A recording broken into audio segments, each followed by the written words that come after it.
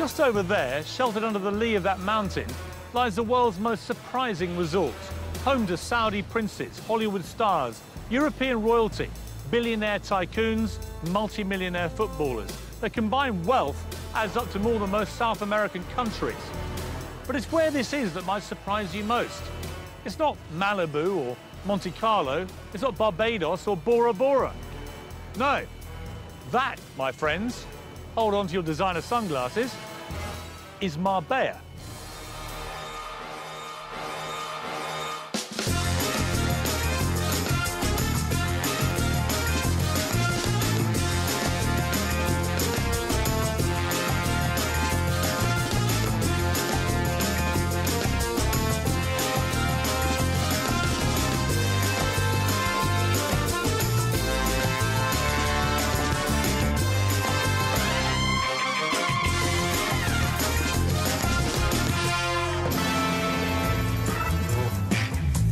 Marbella is a classic contradiction, a tale of two cities. You'll probably know one of them from the tabloids. Costa del Crime. There was a shooting where literally they sprayed the hairdressers with bullets. Boozed up Brits abroad. Where's the champagne spray party, silly? Well, the thing is, you don't drink it all, so what else is there to do? Vice Central. If I was running Marbella, then it would be cleaned up. But there's more to this town than binging Brits, wannabe wags and drug-fueled gangs. It's not Iron Napa. I'm going to show you a Marbella you may not even know exists. One that's not so much Costa del Crime as cost a hell of a lot. It's pretty ugly, but how much is it? 16,000 euros. 16,000 euros for a handbag?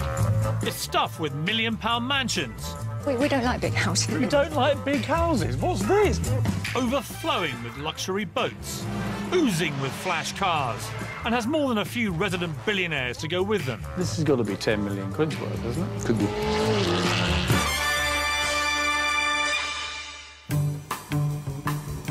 Marbella is on the infamous Costa del Sol, Spain's most southerly Mediterranean Mecca.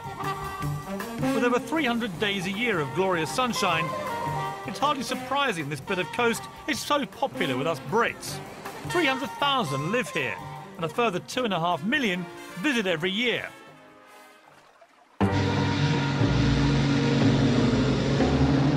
I'm driving the Golden Mile. It runs east-west alongside the Med and links Marbella's past and present.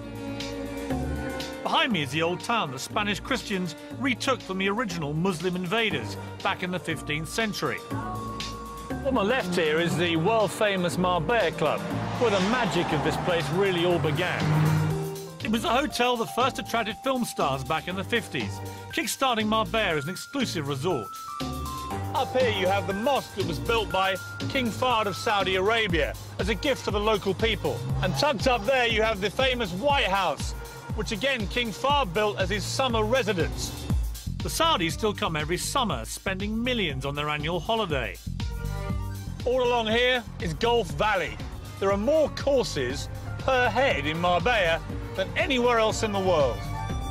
And tucked away behind those trees, suitably furtive, is Milady Palace, where he or she can indulge their wildest fantasy.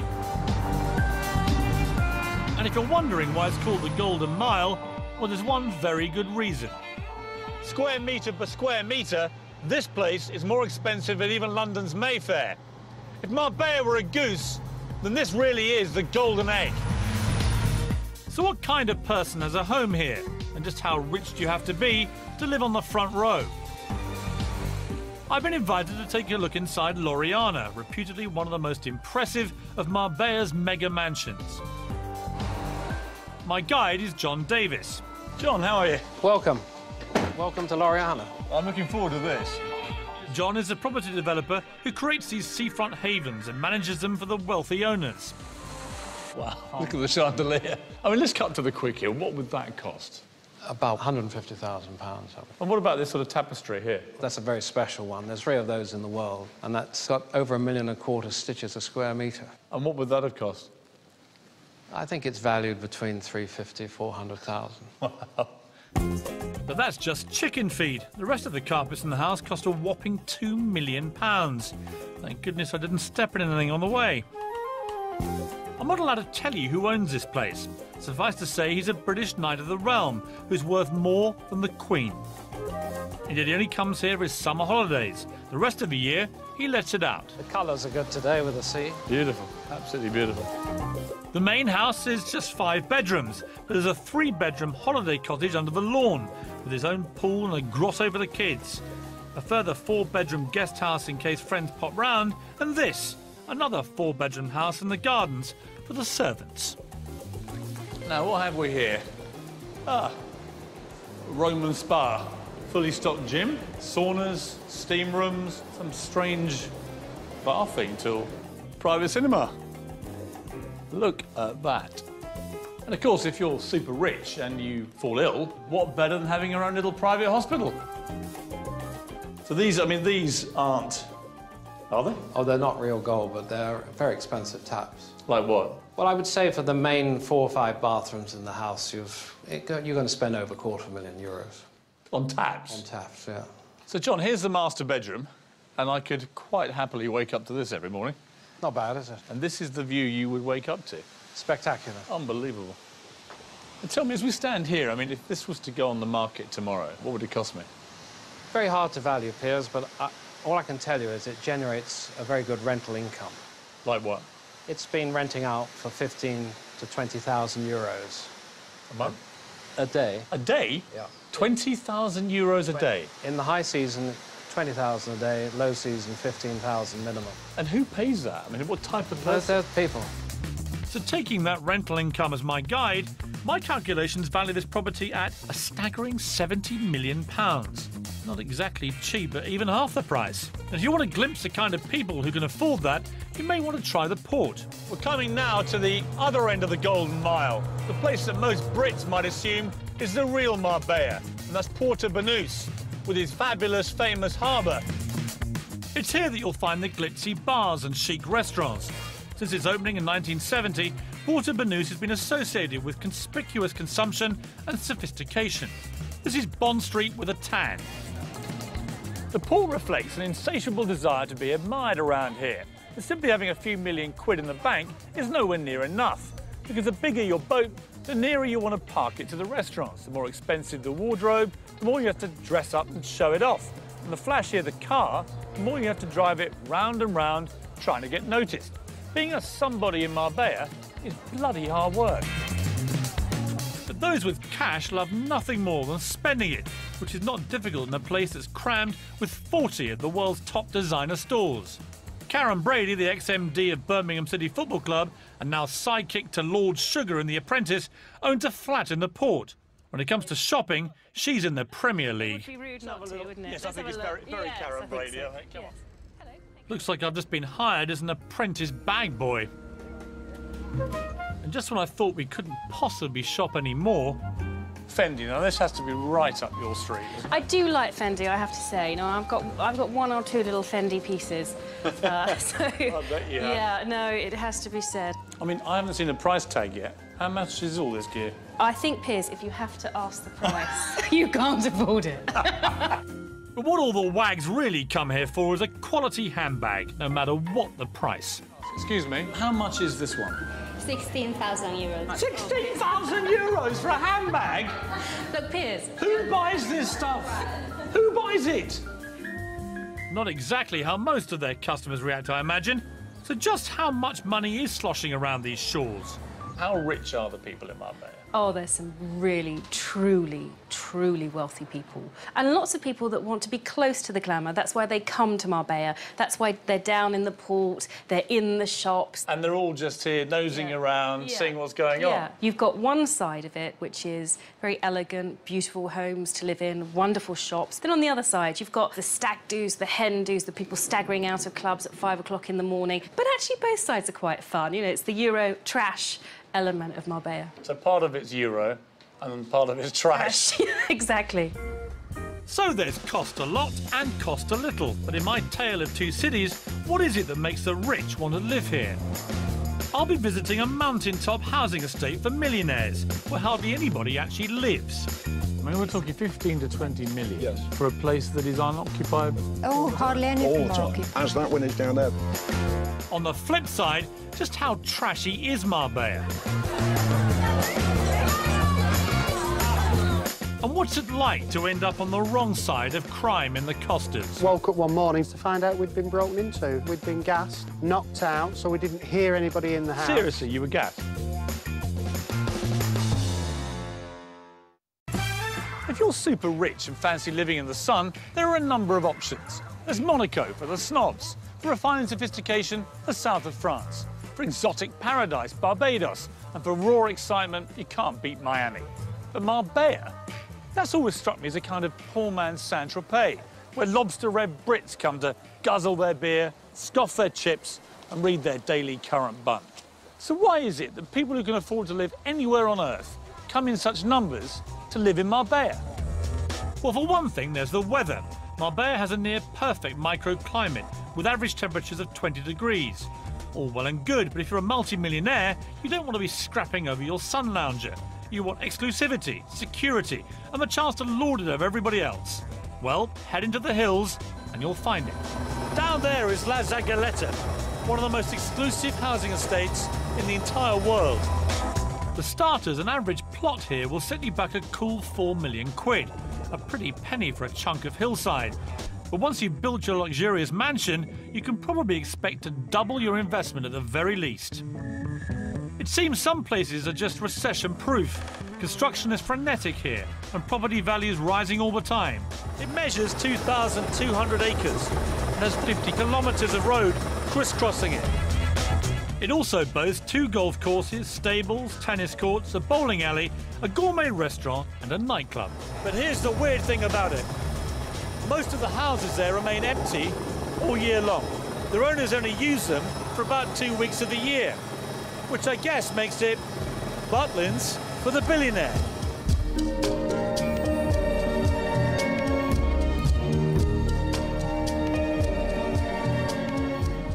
To get into this private hilltop hideaway, you need to be escorted from the main gate by a resident, or you might get shot. It's the little things like 24-hour armed security, dog patrols, CCTV, and a barbed wire perimeter fence to make a multi-millionaire feel secure. Inside, resident Graham Fisher is waiting to guide me the 3 kilometres to his particular slice of mountainside, where he lives with his wife Barbara, when they're not back at their Barbados residence, that is. Oh my God, look at the view. That's incredible. Isn't it? Well, that's why we bought this house, because that was the view. Graham sold his UK chemical company back in the 90s. Made enough money for him and Barbara to find themselves on Marbella's super rich list, albeit near the bottom, something they're endearingly embarrassed about. Is this one of the bigger ones in the area? It's not, actually. Really? Where would it rank? It's one of the smallest, actually. No. It is. We don't like big houses. We're very happy. You don't like big houses? What's this? Well, we've got about 700 square metres, so what's that, 7,500 square feet of indoor living space. But you don't like big houses? But we've got pals here with 2,000-metre houses. Yes. So it's all relative in Marbella? Yes. Yeah. Look at the view. Huh? You've got from the port of Banús, Yeah. 180 degrees round to Gibraltar, and behind Gibraltar you can see Morocco. So that is actually, that's Africa? Correct. Wow. It's 20 miles away. Seriously? You could swim it on a good day. You could. Yes. If you're David Walliams, it's idyllic, safe and isolated. Perfect for hiding away. But all these houses are worth between 5 and 20 million. Yes. Right. Yeah. Well, It's not easy to find one for 5. But basically, it's There's a like few a secluded If you look over oasis here- for very rich people, right? And us. Well, Graham, to be honest, I'm not scenting poverty here, Graham. And whose is that huge place just in front of us there? As far as I'm aware, it belongs to a German family, but we've never seen lights on in it. It's never in use. I mean, we're talking 15 to 20 million Yes. for a place that is unoccupied. oh, hardly any of All them the are time. occupied. As that one is down there.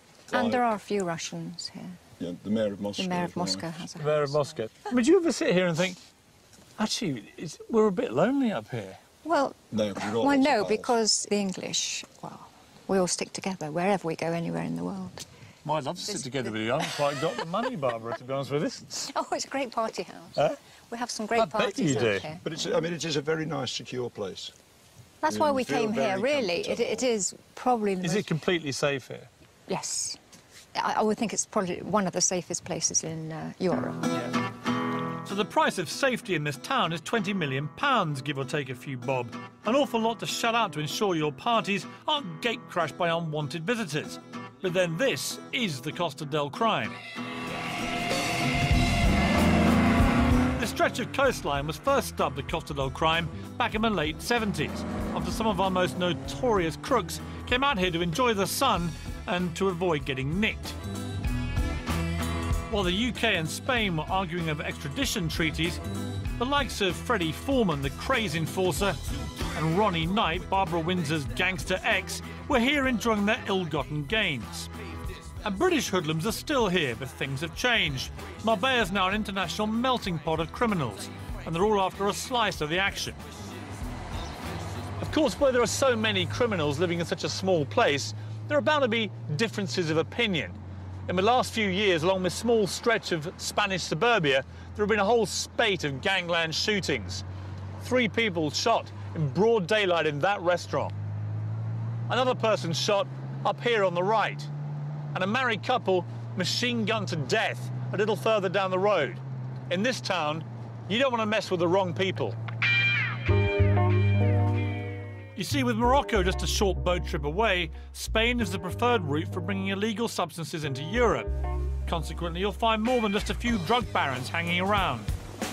Someone who knows all about the illicit goings-on is Wensley Clarkson. No, he's not a drug baron, he's a journalist who's written a few books on Marbella's underworld. He now lives and works here. Well, it's fertile ground. So, Wensley, tell me about crime in Marbella. What's so weird about this place, Piers, is that you can sit on the beach as a tourist, have a lovely time in the sun, drink your pina colada at the bar on the beach, and 20 yards behind you might be a brothel, or 20 yards behind that might be a drug baron's house. And then 20 yards behind that might be a couple of criminals threatening each other with a gun. They're here because money attracts criminals, sunshine attracts criminals, a lapse police force attracts criminals. All the elements are here. This is why it's the melting pot of criminality that it is. You know, if you were brought up flogging the odd bit of cocaine in Bulgaria, you're going to be much happier flogging the odd bit of cocaine here. 40% of all of Europe's cocaine comes through Spain. Really? I mean, that speaks for itself. How much of what I'm looking at would you say has been paid for with dodgy money? Statistically, about 60 to 70% of the new buildings that have been constructed in the last 30 years here come from black money. That's illegal money, and it's helped fuel this entire economy. It wouldn't exist without it. How have you seen the Marbella crime scene evolve over the years? Instead of having friendly, old-time British villains who are nice to women and children, we've actually got hard-nosed Russian gangsters, other Eastern Europeans. These are people who take no prisoners. They will order a hit on an enemy, and they don't care if their wife and children are killed at the same time. And is that actually happening in Marbella? I mean, this is not just myth. This is going on. It's going on all the time. There was a shooting in a hairdresser's not that long ago where literally they sprayed the hairdressers with bullets. They didn't care about the other people who were killed and injured, but they got the man they were after. I don't dispute what you're saying is true, but are you slightly exaggerating this? Because when I've walked around Marbella, it all seems relatively safe. Well, they're not popping out from behind trees of Lugers, Piers, but they're there. It's an underbelly, it's an undercurrent of criminality, because this is the centre, the epicentre of criminality in Europe, without a shadow of a doubt. Perhaps I'll give that haircut a miss. So maybe Marbella is actually a tale of 3 cities: the millionaires, the boozy Brits, and the criminals. Except you don't really see the drug deals and corruption going on. Or do you? In times gone by, Marbella's dirty dealing wasn't always consigned to the shadows.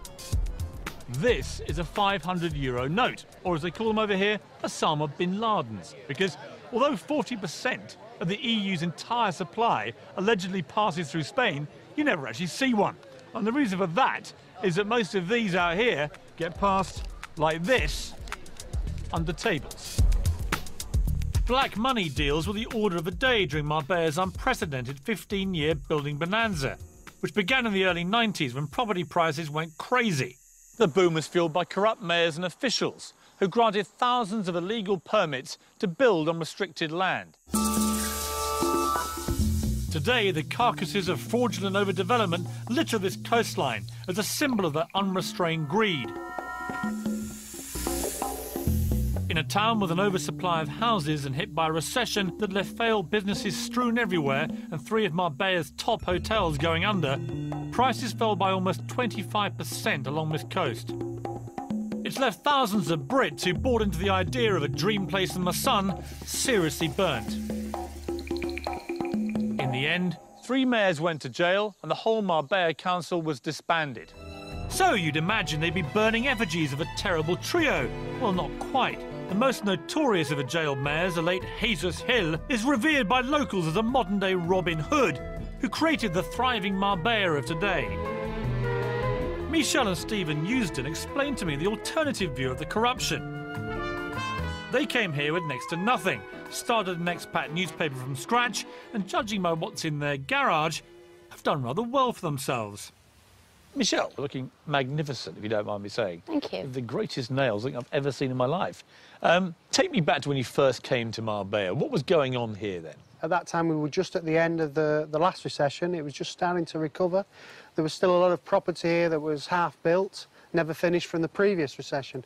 And then Jesus Hill came along, and he was the mayor. He was the mayor. He was the mayor for 11 years. Now, there's some things he did wrong, some things he did right. Well, he went to jail, so it's a matter of record. Yeah. Well, he went to jail because he approved some things that he shouldn't have approved. So he was taking bungs for property developers, right? Yes, and also... In millions and millions of euros. Yes. So actually... If you don't mind me suggesting this other thesis, he's actually, far from being Robin Hood, he's Robin Hood. No, I didn't say it was Robin Hood. If you ask the standard Spaniard on the street, even today, the average Spaniard will say to you, hold on a minute, he fed us. Well, of course he did, but he was creating an entirely false black market where they're all on the take, right? And black money was everywhere. No one paid any tax, and you all made a fortune. No wonder he's popular. He stopped petty crime. Saddam Hussein had his moments. Yeah, but he kept it all for himself. He didn't give it to the populace. I don't think you can say that. Oh, so it's because he gave back. He's a hero. No, he's not a hero, but at the end of the day, his heart was in the right place, let's say. He was trying to promote Marbella. He kind of set the standard, though, for a series of unbelievably corrupt mayors. I mean, the whole place was swimming in dodgy cash, wasn't it? You can't say that. You have got... I can't say that, it's true. You've got... They're all in jail. How many Spanish...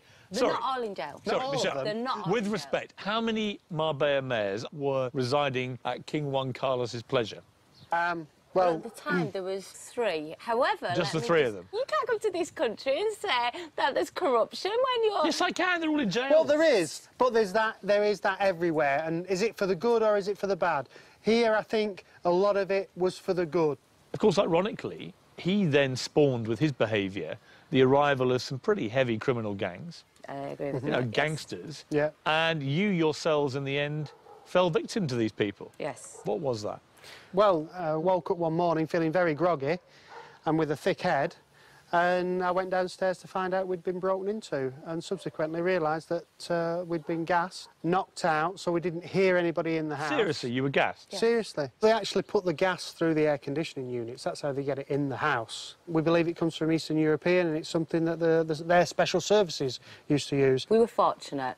At the same night that we were actually gassed, a very wealthy Spanish client of ours was done in the same area, and they actually woke her up at gunpoint, her and her husband, and they had to empty the safes. So I thank God we got away, but it was a warning. Scary stuff.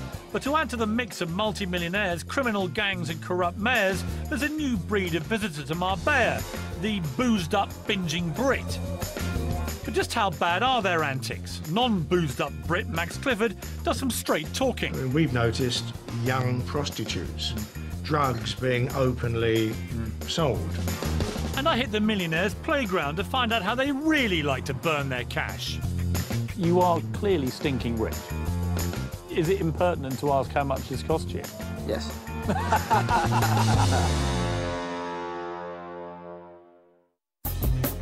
As midnight approaches, Porto Banús becomes less swanky and more, well, you know what I mean. The sort of place you wouldn't let your daughter loose in without a chastity belt.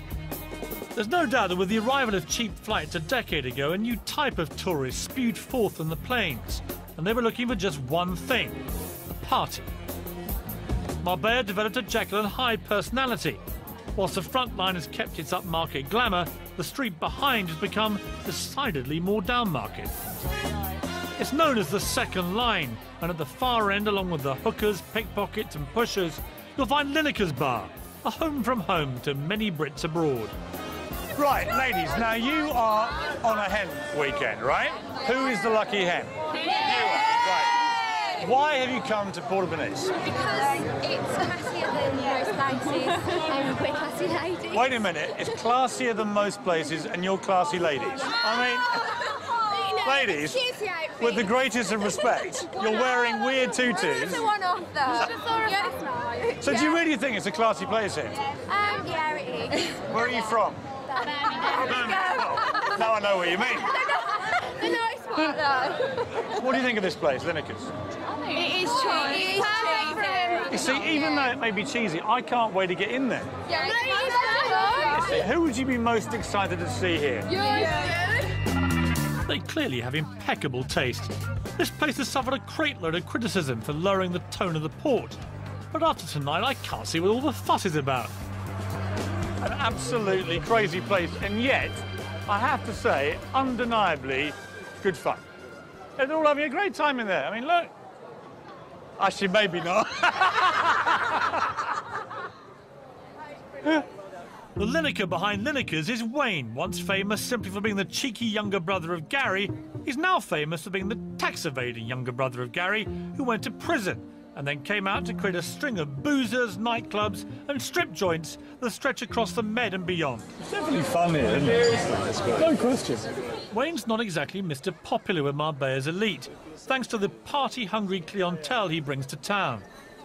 So wait, do you make any apology to the smart set of Marbella? I think you have brought this place crashing to its knees down market. Do you make any apology? No, none at all. What Lineker's has done for the port has not lowered the clientele. It's brought a new clientele to the port, a more down-to-earth clientele, and a great crowd. And fortunately for Lineker's, it's turning towards the crowd that we want. You know, we'll go through sort of 15,000 bottles of beer over a weekend. 15,000 bottles of beer? Over a weekend. Do you think the media caricature of Marbella is, and Porto Banús in particular, is unfair? It's a high-profile place. It's a busy place, and what sells stories, you know, muck sells stories, isn't it? So they're going to look at that side of things. Are you happy wallowing in muck? Oh, where there's muck, there's money, Piers. I mean, do you think you've made Porto Banús more accessible to the British working-class man and woman? That's exactly right, Piers. So Wayne Lineker's message to the rich and famous of Marbella is... Do one. So, no room for the toffs in Wayne's world. I'm not exactly sure they're rushing to be at his side, are you? But whilst the drunken hoi polloi might be confined to just one short street in Porto Banús, it's one street too many as far as many Brits living the dream here are concerned. It's the hottest conversation in town as they sit in their bougainvillea-clad villas or stroll the lush golf course. Public relations guru Max Clifford and his gated community friends seemed positively militant when I caught up with them for afternoon tea.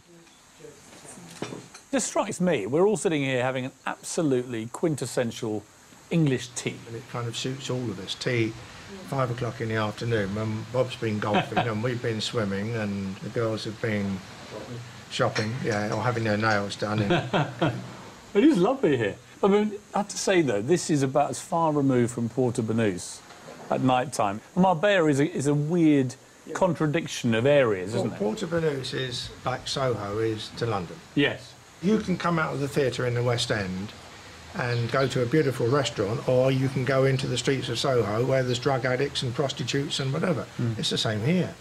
Does that concern you as a long-term Marbella resident? If I was running Marbella, then it would be cleaned up. There would be police presence, it would be altogether different. What would you do? Would you Get shut rid down of- bars like Lineker's? Well, I would make sure that they were carefully controlled. I mean, in terms of people wanting to go out and have a drink, absolutely fine. But it's all that goes with it. I mean, we've noticed increasingly young prostitutes, drugs being openly sold. It can be cleaned up, and it could be cleaned up very easily. I mean, they approached me 2 or 3 years ago about doing PR down here. And all right, they couldn't come up with the money. But I made it very clear to them that these were issues which had to be addressed and had to be sorted out. What do you charge these days to clean up a very badly tarnished reputation? I told them that it would be a minimum of 2 years at £25,000 a month. Right, here's a cheque. Right, that's my vote sorted. Max for mayor. Back in the 50s, when this town first became a tourist destination, there were no image problems, because there was only one place to stay.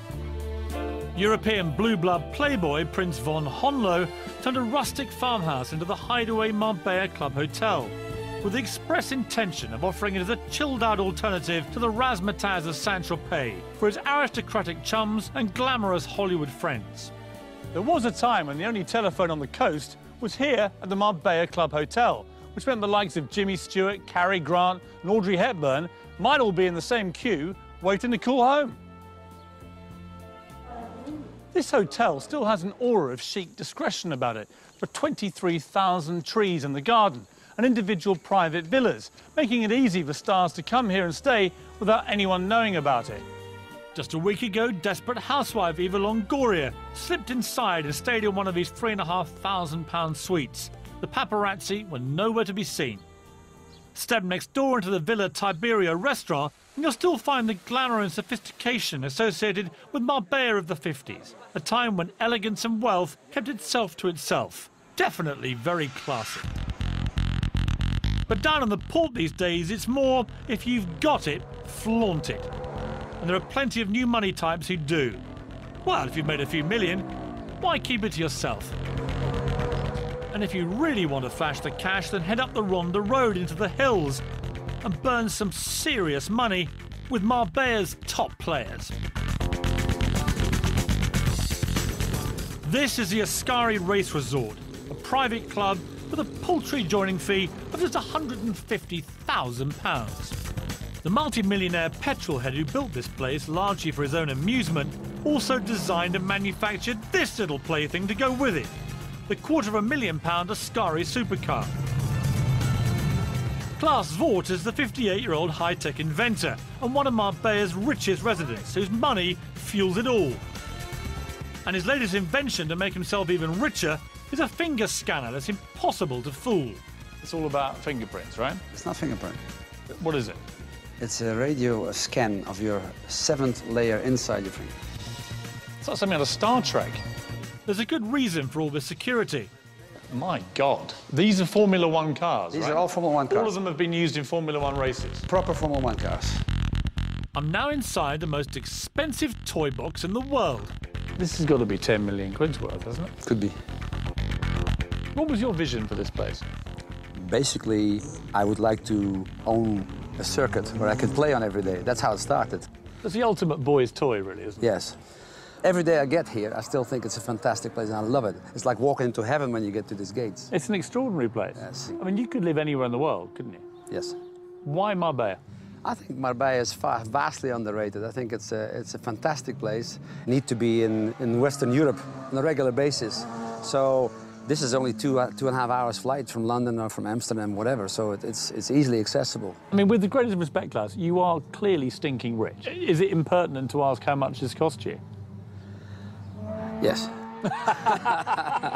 But it's a lot. In fact, Klaus invested a vast £50 million of his fortune on having a good time. And having that kind of money to spare definitely puts you in the upper Marbella set. They all hang out at Olivier Vallet's nightclub. Lineker's is just a stone's throw away, but this place is about as far removed from Wayne and his pals as you could possibly get. Hello. The Queen of Marbella. Welcome to Marbella. I have heard so much about you. Thank you very much. Take me into your lair. Welcome, welcome. This is Marbella's premier nightclub, and is as voluptuous, exotic and entertaining as Olivia herself. People said to me that I couldn't make a programme about Marbella and not eventually meet you? That is real, because I said to everybody, if you come to Marbella and not come to visit my place, it's like to go to Roma and not go to the Vatican. So here are the bowels of your cellar, Olivia. On a busy weekend, almost 5,000 people will guzzle their way through the content of Olivia's cellar. This is one weekend's worth. Yes. But don't bother coming if you're on a tight budget. The punters here spend more in one night than most people spend on their 2-week holiday. This is a 1995. Yes, it's a Methuselah, of Dom Perignon. How much are they? That's a bottle of 30,000 euros. 30,000 euros for a bottle of champagne? I'm told that everybody's been in here. Give me some names of people who've been here. Oh, from Sean Connery to Bruce Willis and with Rod Stewart. And I heard you had Prince Harry in one night. Oh, yes. That is the most chic and elegant young boy that I receive. Really? And when he tells me that it's the best night that he spent in his life, I tell him, really? Don't worry, you are going to have thousands of better nights. Believe me, Marbella is a paradise. One night you like to have something very sophisticated and very good food, and one day you go to beaches where you eat wonderful fishes for very cheap price. Yeah, but hang on a sec, Olivia. I mean, if I went to your nightclub tonight, there are going to be people spending between 5,000 and 20,000 euros, aren't there? Yes, we have. Thanks God. Thanks God, because if there is only poor, it's a little contagious. I don't like to be so near than them. Quite right, Olivia. We certainly don't want you catching a dose of poverty in Marbella, now do we? So, it seems the rich here are very happy living their own wealthy bubble, buying themselves distance from the riffraff and locking themselves away from the criminals. So what does the future look like to anyone who's thinking of setting up shop in Marbella? James Hewitt is the latest immigrant to try his luck. Do you think Marbella is a pretty good place to reinvent yourself if your reputation has been a bit, you know, scallywag, cad, bounder? Thank you for repeating that again. And how do you down 120 bottles of champagne in just 2 minutes? Well, it's a champagne spray party, silly. Well, the thing is, you don't drink it all, so what else is there to do? Tell me I'm barking mad, that I'm a Jeroboam short of a Nebuchadnezzar. Or perhaps it's all this sun getting to my head. But everyone I meet in Marbella says exactly the same thing. This is the best place in the world for work, rest and play. But most people don't come here to work or rest, really. They come here to play in the sun, sea and sand. Oh, and also the giant red cups full of champagne as well. Here at Nicky Beach, I'd arranged to meet Bianca Gascoigne, daughter of football legend Paul Gazza Gascoigne, to have a quiet chat about the new Marbella. Well, quietish. Now then, Bianca, here we are in your natural lair. Of course, yes. Nicky's Beach. Absolutely. Marbella. Seems to be a load of people over there just spraying champagne. Yes. Well, it's a champagne spray party, silly. What's that? Well, a champagne spray party is basically, it says what it is on the tin. It's a party spraying champagne. So they're all buying champagne? They're all buying champagne, So yes. How much? I'm not too sure, because obviously... Well, let's have a look. In a big group, obviously you So have... here we are, look. Yeah. The champagne here, Yeah. a Magnum of Cristal, Yeah. 1,945 euros. Yes. And this lot are spraying it all over each other. Yes. I mean, that's the most senseless waste of money I've ever seen in my life. And I thought the same. I thought the same. Basically, last time I was girls, we had 120 bottles of champagne. What do you do with it? Well, the thing is, you don't drink it all, so what else is there to do? Well, you spray it. Do you think in a recession, Bianca, that spraying champagne all over each other is a sensible thing to do? Absolutely not, but it's a fun thing to do. Ah, yes, fun. That'll pay the bills. And talking of bills, if you're a millionaire and you're not quite so keen on giving so much of your hard-earned cash to the taxman, there's another reason you might want to move to Marbella. As every local estate agent will tell you, on a good day you can see Gibraltar and Africa from here. Gibraltar's just a 40-minute drive away, but it's been a thorn in the side of Spain for decades.